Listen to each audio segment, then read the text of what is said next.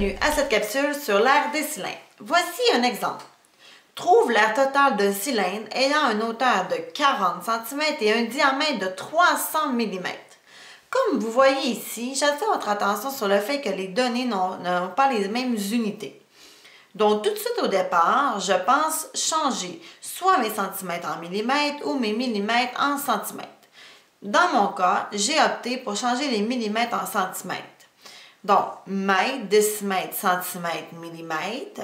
Puisque je m'en vais vers une unité plus grosse, je dois diviser par 10. Il y en aura moins puisqu'ils sont plus gros. Donc, 300 divisé par 10 me donne 30 cm. Donc, maintenant, je sais que je travaille avec une hauteur de 40 cm et un diamètre de 30 cm. On doit toujours faire attention d'avoir les mêmes unités. Maintenant, la question est de trouver l'air total. Donc, la formule de l'air total d'un cylindre est 2 fois l'air de la base plus l'air latéral. Donc, vous avez les bases ici, qui sont des cercles. 2 bases, qui sont tous les deux les cercles pareils. Et vous avez l'air latéral qui est ici.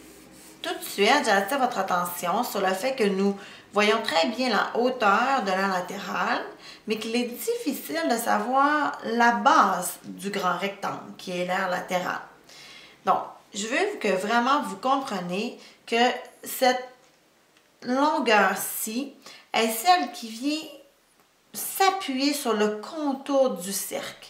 Donc, automatiquement, quand j'enroule ma feuille autour de mon cercle, je sais que cette longueur-ci, c'est la même que la circonférence du cercle.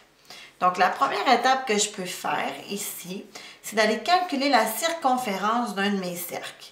Donc, la formule de la circonférence 2πr ou encore pi fois d. Puisque dans mon cas, c'est le diamètre que je connais, je vais utiliser celle du diamètre. Donc, pi, c'est 3,14 fois mon diamètre qui est 30. Je calcule 3,14 fois le diamètre qui est 30 et la réponse est de 94,2 cm. Donc, ceci me donne ma circonférence, mais puisque cette longueur-ci fait le pourtour de la circonférence, elles sont de même dimension. Donc, je sais que cette longueur-ci, d'ici jusqu'à la fin, me donne 94,2 cm. Maintenant, je suis prête à commencer vraiment le calcul de l'air total. Donc, deuxième étape, je pourrais commencer par aller chercher l'air d'une base, qui est un cercle, donc pi r à la 2. Ici, vous voyez, je connais mon diamètre, mais on sait très bien que quand je veux le rayon, je prends mon diamètre et que je le divise par 2. Donc, 30 divisé par 2, je trouve que le rayon est de 15 cm.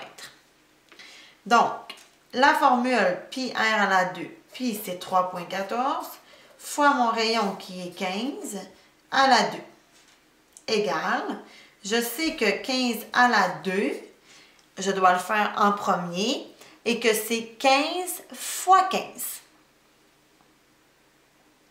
Ce qui me donne 225. Maintenant, je vais faire 3,14 fois 225 et je vais trouver la réponse de l'air d'une seule base qui est 706,5 cm².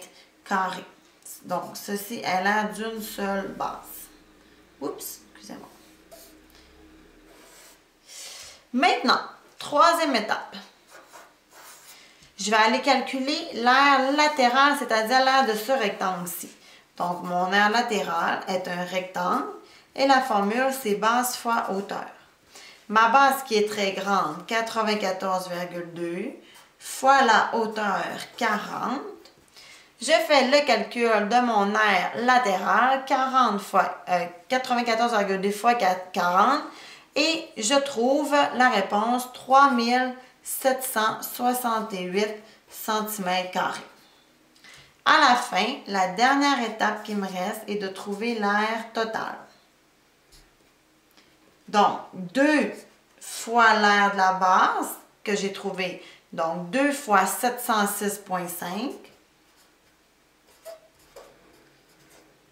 plus mon aire latérale que je viens de trouver, 3768.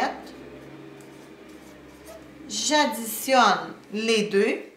En fait, tout d'abord, je commence par faire ma multiplication. Donc, 2 fois 706,5, donc 1413, plus 3768. Et je trouve ma réponse qui est de 5181 cm, et puisque c'est l'air, centimètres carrés. Donc, mon aire totale de mon cylindre est de 5181 cm². Ce qui termine cette capsule sur l'aire des cylindres. À une prochaine capsule!